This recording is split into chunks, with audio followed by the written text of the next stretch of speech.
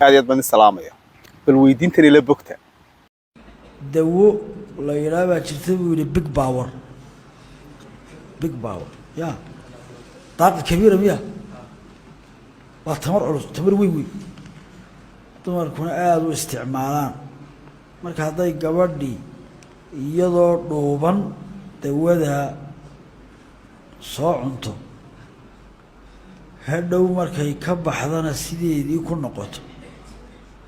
مياني نقولين خيار ومركب مو ناحي يسوي ما أفوفيس أنا دوّدها يا محل مركب العناء يا وي بحسابية بسم الله أنا قلت هاجرنا معي كل ده قلت ما كنت شرب ماشى دواء خيار وين قنيس لكن جور كيد هذا جور ستي قبل مركب بورن قبل بورن بجار مركب هذا سيدا جور ستي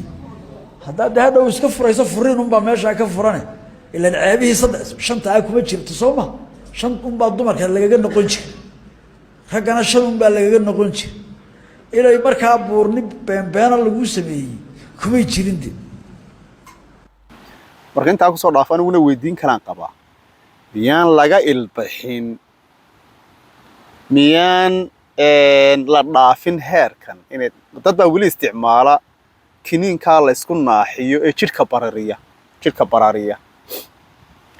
waa nooc kamid ah kalsooni darrada waa kalsooni darro mudan in laga xoroobo qofka bini aadamka ah waa inuu ku kalsoonaado siduu u eeg yahay waa inuu ku kalsoonaado jirkiisa qof jirkiisa wax marmarinaya qof kiniinka cunayo isnaaxinaya waxay ku soo rareen waa kalsooni darro qofka markuu maankiisu bad qabo qofku marka uu ku kalsoon yahay wixii Ilaahay siiyay waa markuu iimaan qabo markuu niyadsan yahay cidina kuma kaliftay inuu sameeyo